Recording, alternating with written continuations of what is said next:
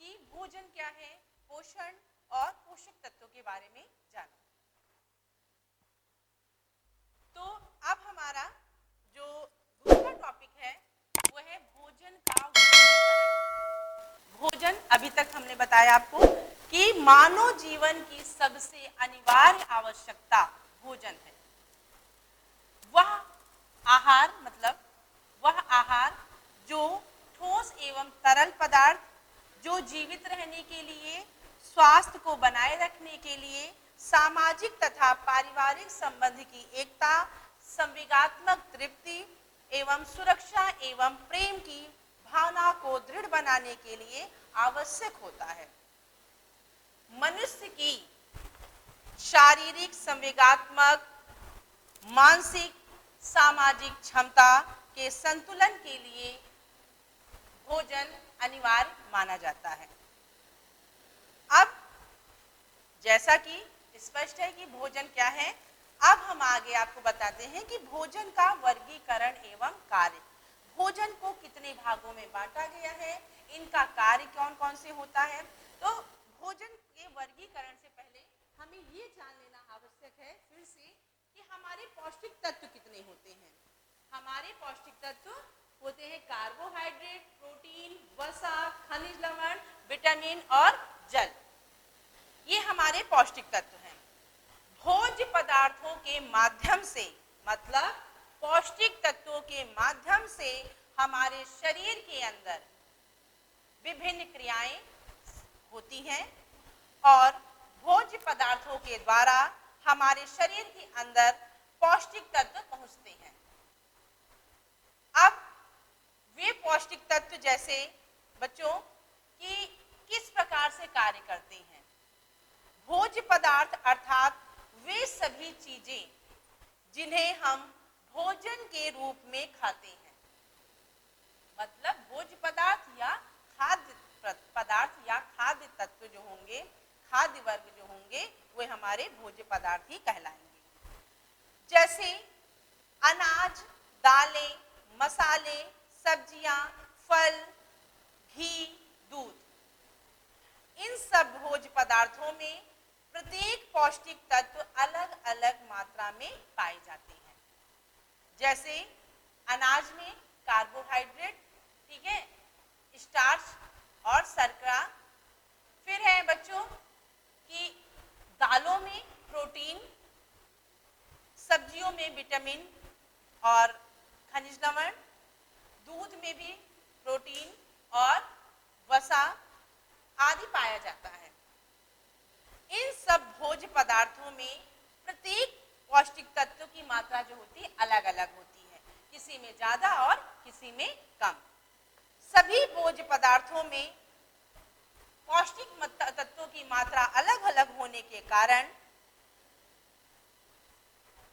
अलग अलग होते हुए भी किसी एक भोज्य पदार्थ में समस्त पौष्टिक तत्व नहीं होते हैं, लेकिन ये एक अकेला आहार या एक अकेला भोज्य पदार्थ या एक अकेला पौष्टिक तत्व संतुलित आहार नहीं हो सकता है।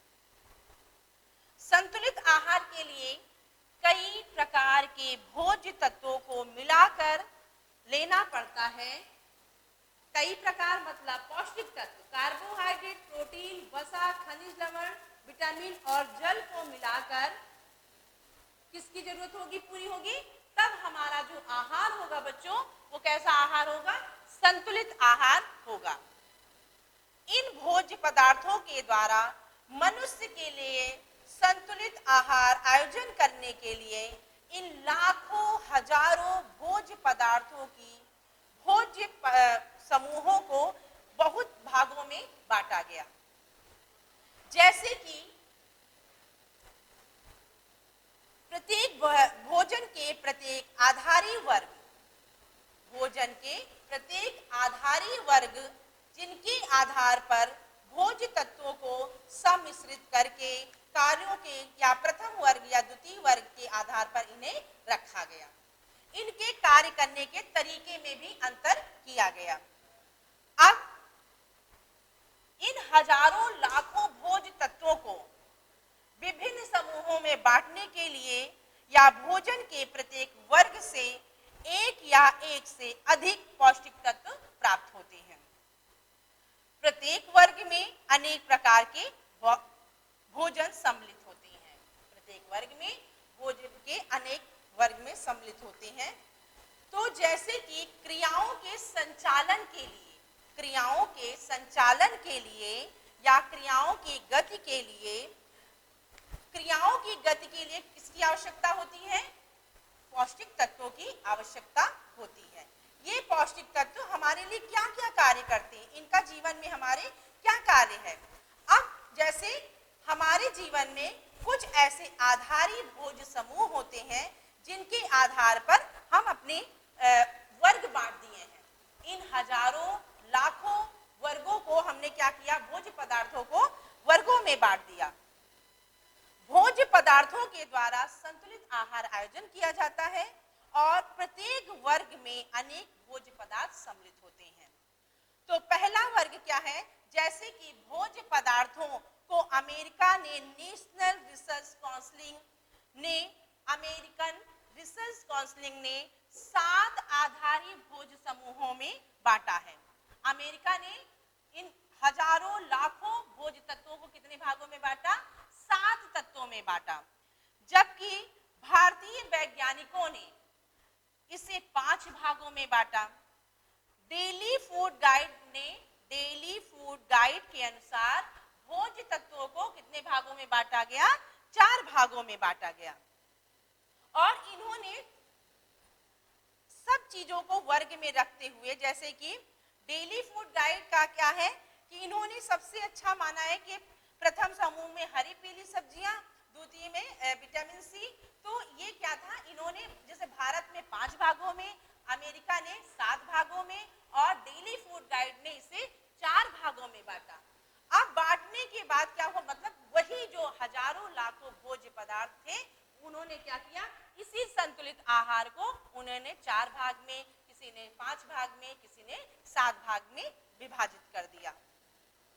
तो पहले हम बात करते हैं कार्बोज युक्त, मतलब किसी भी तत्व, किसी भी भोज्य पदार्थ में या किसी भी भोजन में अगर कार्बोहाइड्रेट की मात्रा उचित नहीं होगी तो सबसे ज्यादा है कि शरीर की वृद्धि के लिए, विकास के लिए, कार्य संचालन और स्वास्थ्य के लिए 5 आवश्यक तत्वों को भारत के वैज्ञानिकों ने आवश्यक माना है। तो वो कौन से हैं बच्चों? वे तत्व हैं आपके, इन्होंने माना है कि मतलब 5 कार्बोज युक्त या कार्बोहाइड्रेट युक्त भोज्य पदार्थ। इसके अंतर्गत 2 पोषक तत्व आते हैं, शर्करा और स्टार्च। शर्करा युक्त जैसे गुड़, चीनी, शहद, मिठाई, मुरब्बा, जैम, जेली। स्टार्च में क्या है?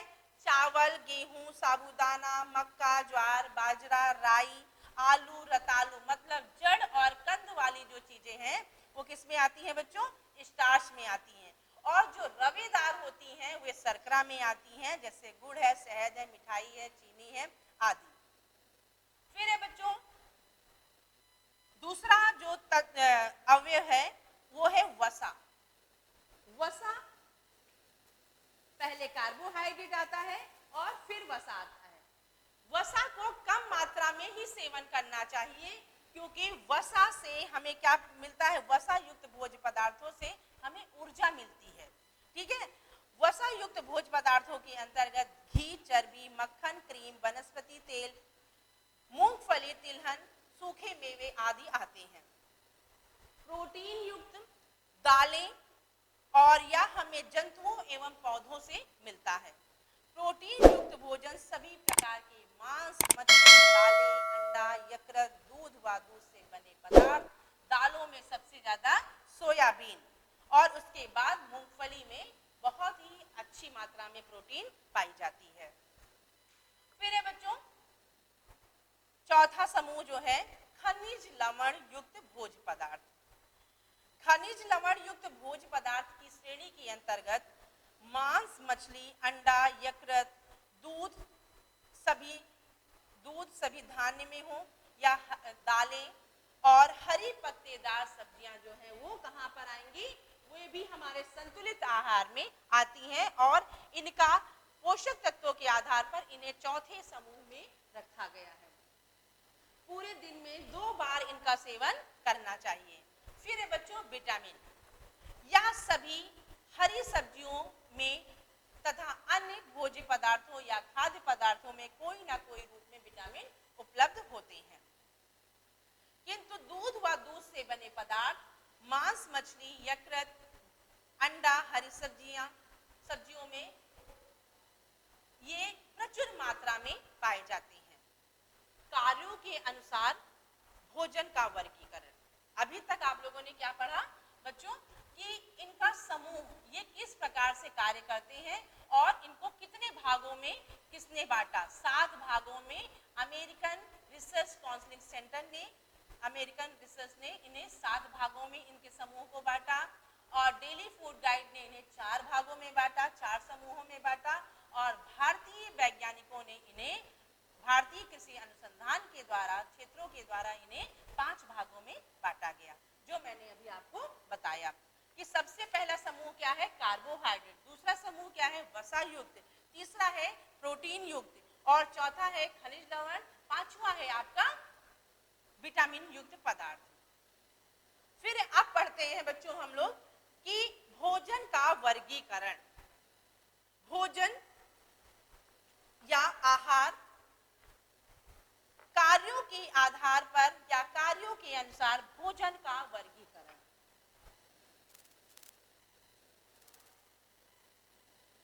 कार्यों के आधार पर भोजन का वर्गीकरण। आहार मुख्यतः निम्नलिखित 3 कार्य करता है। जो हमारा भोजन है वो कितने कार्य करता है, 3 प्रकार के ही कार्य करता है। पहला है मनोवैज्ञानिक कार्य, दूसरा है शारीरिक कार्य और तीसरा है सामाजिक सांस्कृतिक कार्य। फिर है बच्चों मनोवैज्ञानिक कार्य में क्या होगा, मानसिक संतुष्टि, शारीरिक में होगा ऊर्जा प्रदान करना, ऊतकों का निर्माण एवं क्षतिपूर्ति करना, रोगों से सुरक्षा एवं शरीर के नियमन में सहायक ऐच्छिक एवं अनैच्छिक कार्य करने का कार्य कौन करता है, आहार करता है। वो शारीरिक गतिविधियों में नियंत्रण भी करता है। फिर है सामाजिक सांस्कृतिक कार्य, हमारा भोजन जो है, हमारा आहार जो है वो सामाजिक एवं सांस्कृतिक कार्य भी करता है। सहयोग, मित्रता, सहायता और सहानुभूति जैसे भी हमारे भोजन के कार्य देखने को मिलते हैं। तो ये रहा बच्चों आपका भोजन के 3 मुख्य कार्य। तो कार्यों के अनुसार भोजन का वर्गीकरण, कार्यों के आधार पर भोजन का वर्गीकरण। तो सबसे पहला है आपका मनोवैज्ञानिक, मैंने जो आपको बता दिया। इसमें है कि शरीर निर्माणक भोज्य तत्व, शरीर निर्माणक भोज्य तत्व, इसके अंतर्गत आएगा बच्चों शरीर निर्माणक भोज्य तत्व कौन कौन से होते हैं। शरीर निर्माणक भोज्य तत्वों में यह भोज्य तत्व है जो शरीर का निर्माण करने का कार्य करते हैं, जैसे कि आपकी प्रोटीन और खनिज लवण। ये क्या करते हैं, ये हमारे निर्माणक कार्य करते हैं, हमारी कोशिकाओं की टूट फूट की मरम्मत करते हैं और अस्थियां, मांसपेशियां, दांत, त्वचा, बाल, रक्त का निर्माण करते हैं। तो ये निर्माणक तत्व कौन कौन से होंगे बच्चों, प्रोटीन और खनिज लवण। प्रोटीन और पहला स्थान रखता है निर्माणक कार्य में, दूसरा स्थान रखता है आपका खनिज लवण। खनिज लवण जैसे इन तत्वों में कैल्शियम, फास्फोरस, आयरन, आयोडीन प्रमुख होते हैं। कैल्शियम, फास्फोरस दांत और अस्थियों के निर्माण में सहायक होता है। आयोडीन शरीर की एक प्रमुख ग्रंथि थायराइड ग्रंथि का निर्माण करता है। शरीर के निर्माण में जल का भी महत्वपूर्ण स्थान होता है। तीसरा स्थान किसको दिया गया, जल को दिया गया। जल क्या है, निर्माणक कार्य करता है। हमारे शरीर के निर्माण में जल का महत्वपूर्ण स्थान इसलिए होता है क्योंकि कोशिका द्रव्यों एवं बाह्य द्रव्यों का निर्माण जल से ही होता है। रक्त में जल की मात्रा अधिक होती है, इसीलिए कहा जाता है कि हमारे शरीर पे, हमारा जो संपूर्ण शरीर है वो जल पर निर्भर करता है, इसलिए दिन प्रतिदिन हमें 3 से 4 लीटर जल का सेवन करना चाहिए। फिर है बच्चों, ये था आपका शक्ति निर्माणकारी भोज्य तत्व, मतलब कार्य के आधार पर इन्हें बांटा गया। तो पहला है निर्माणकारी भोज्य तत्व। फिर है बच्चों शक्तिवर्धक या ऊर्जा प्रदान करने वाले भोज्य तत्व। तो उसमें सबसे पहले आएगा बच्चों ऊर्जा प्रदान करने के लिए कार्बोस, कैलोरी युक्त भोज्य पदार्थ जिसे ऊर्जा मिलती है। ऊर्जा शरीर के लिए आवश्यक होती है। भिन्न भिन्न रासायनिक क्रियाओं के संपादन के लिए भिन्न भिन्न ऊर्जा की आवश्यकता होती है। कार्बोहाइड्रेट शरीर को ऊर्जा देता है और कार्बोहाइड्रेट 1 ग्राम कार्बोहाइड्रेट से 4 किलो कैलोरी मिलती है। कितनी कैलोरी मिलती है? 4 किलो कैलोरी मिलती है। और 1 ग्राम वसा से 9 किलो कैलोरी मिलती है। इसीलिए वसा की मात्रा में लिखा है, आप लोगों ने देखा होगा, कम खाएं। वसा, तेल, चीनी और नमक कम मात्रा में खाना चाहिए। तो जो कार्बोहाइड्रेट 2 भागों में हमें मिलती है, अभी मैंने आपको बताया, स्टार्च और शर्करा। फिर है बच्चों 1 ग्राम वसा से मैंने बताया 9 किलो कैलोरी प्राप्त होती है। और वसा को हम तेल, घी, मक्खन, मेवे, क्रीम आदि के रूप में आदि साधनों के आधार में प्राप्त करते हैं। कठोर परिश्रम मतलब अधिक क्रियाशील करने वाले या अधिक क्रियाशीलता वाले व्यक्तियों को भोजन में वसा की अधिक मात्रा लेनी चाहिए। ये हमारी ऊर्जा के स्रोत हैं। लेकिन अगर आपको कोई बीमारी नहीं है तभी अधिक मात्रा का सेवन करना चाहिए। इसीलिए घी, तेल और दूध व दूध से बने पदार्थों का सेवन किया जा सकता है, क्योंकि ये वो अधिक क्रियाशील है, वो कार्य कर रहे हैं। जितनी ऊर्जा उन्हें मिल रही उतनी ऊर्जा की क्षतिपूर्ति हो रही है। फिर है बच्चों प्रोटीन। प्रोटीन ऊर्जा की अधिकांश पूर्ति जो होती है वो प्रोटीन से भी होती है, क्योंकि यह अधिक भोज्य पदार्थों में मिलता है और ये पचने वाला होता है। प्रोटीन भी ऊर्जा देने का कार्य करती है, लेकिन तीसरे स्थान पर सबसे पहले कार्बोहाइड्रेट, दूसरा है आपका वसा और तीसरे नंबर पर आपका है प्रोटीन। तो इससे 1 ग्राम में 4 किलो कैलोरी मिलती है। जैसे 1 ग्राम कार्बोहाइड्रेट से 4 किलो कैलोरी मिलती है, वैसे ही प्रोटीन से भी 4 किलो कैलोरी 1 ग्राम से मिल जाती है। प्रोटीन हमको दूध, दही, पनीर, अंडा, मांस, मछली, दालें, सोयाबीन, सूखे मेवे, मूंगफली आदि से प्राप्त होता है। तो अब है कार्यों के आधार पर बच्चों नियामक एवं सुरक्षात्मक भोज्य तत्व। ऊर्जा देने वाले तत्व तथा निर्माणक तत्वों के साथ साथ हमारे शरीर के सुरक्षात्मक तत्व कौन से हैं या सुरक्षात्मक तत्वों की आवश्यकता होती है। ऊर्जा देने वाले तत्वों को हमें लगातार ऊर्जा देने वाले तत्वों से हमें लगातार ऊर्जा मिलती है। सुरक्षात्मक तत्वों से हमारे शरीर की जैविक क्रियाएं नियंत्रित होती हैं, जिससे अंग ठीक प्रकार से कार्य करता है। शरीर की रोग प्रतिरोधक क्षमता बढ़ाने के लिए सुरक्षात्मक तत्वों की आवश्यकता होती है। विटामिन, खनिज लवण, जल, प्रोटीन जो है वो सुरक्षात्मक तत्वों के अंतर्गत आता है।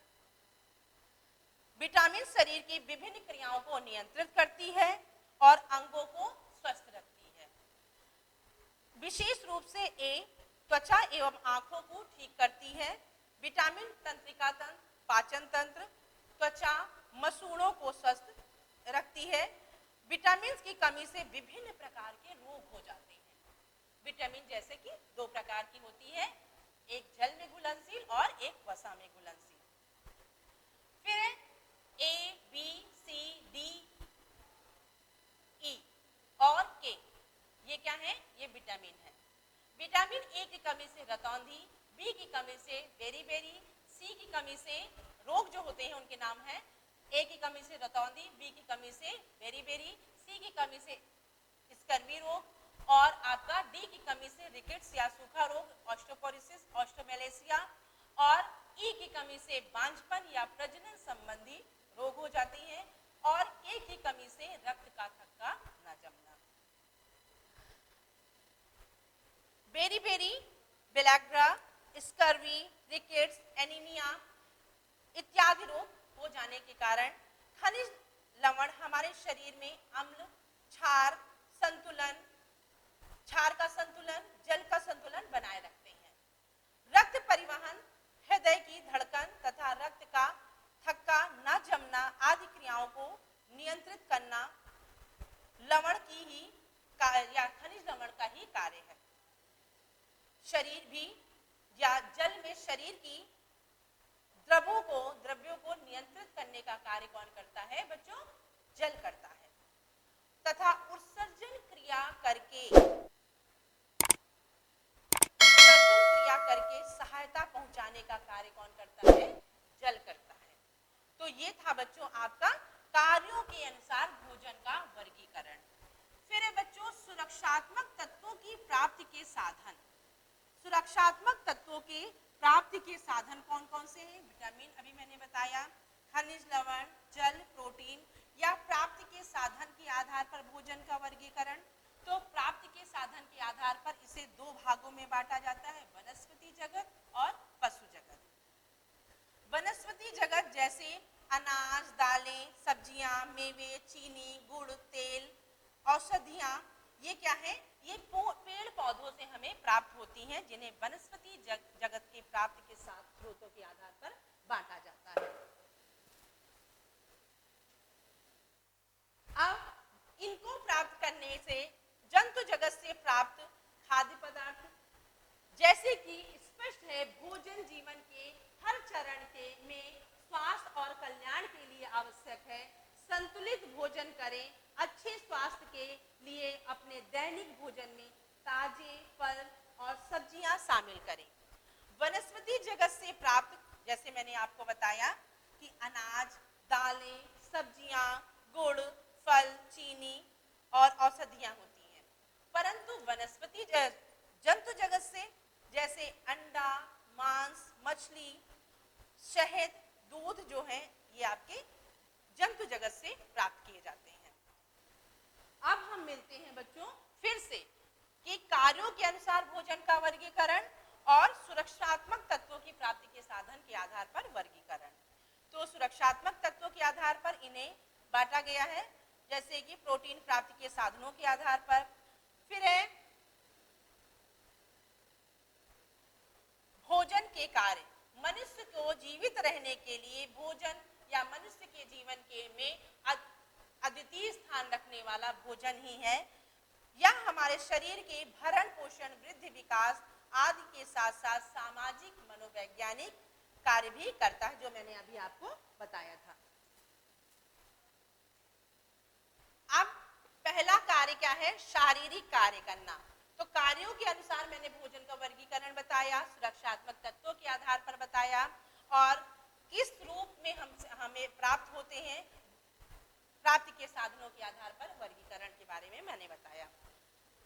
तो अब है कि शारीरिक कार्य, वो हमारे द्वारा ग्रहण किया जाने वाला भोजन हमारे शरीर का भाग बन जाता है।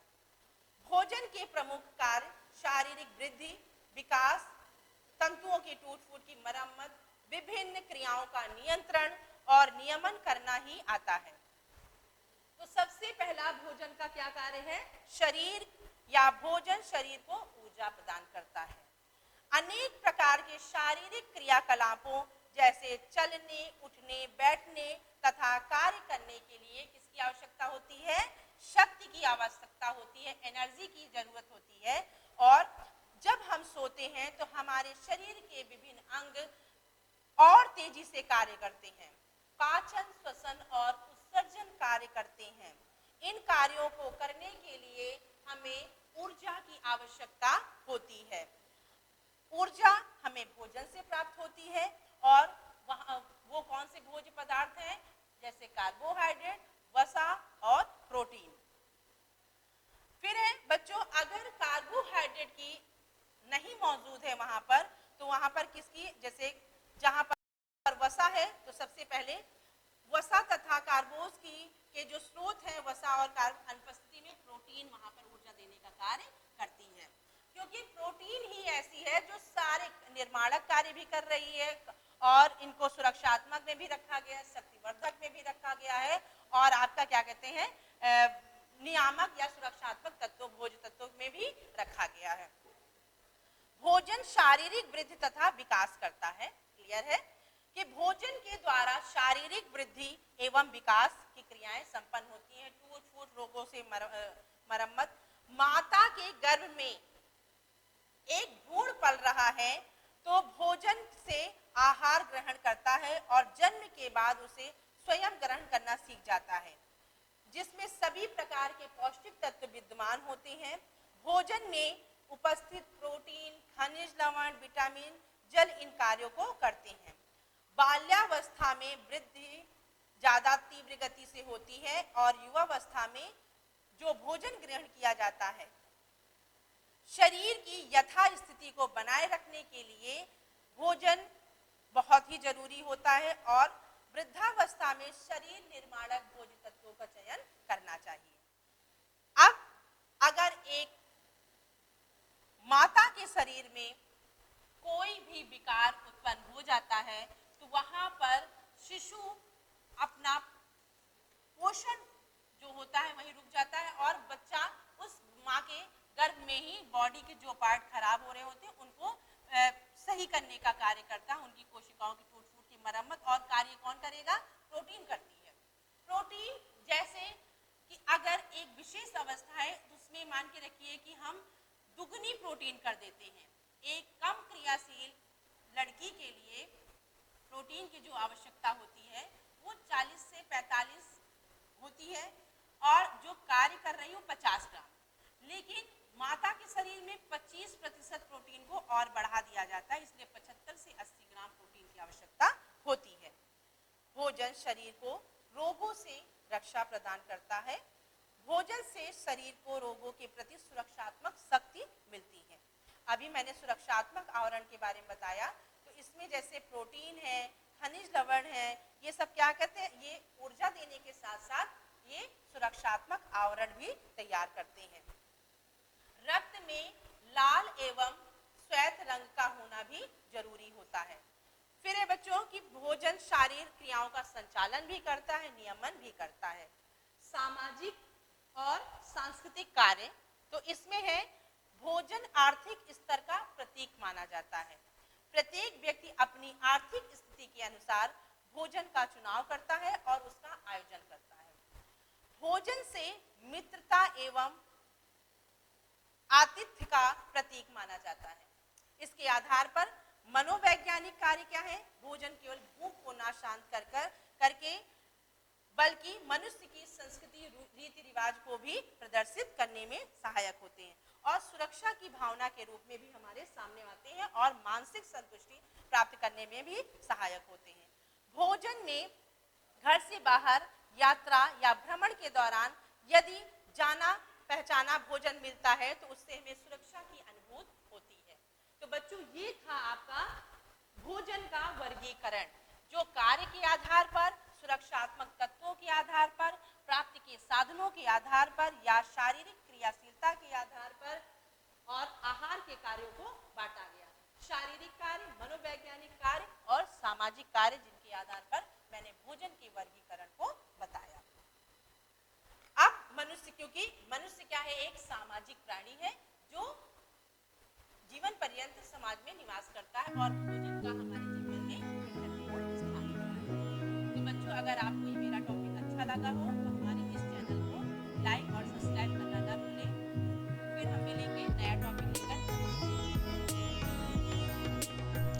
इस वीडियो को अपने दोस्तों के साथ ज़रूर शेयर कीजिए। अगर इस टॉपिक पर आपके कोई भी क्वेश्चन हैं तो नीचे कमेंट करके पूछिए, हम उत्तर देने का प्रयास करेंगे।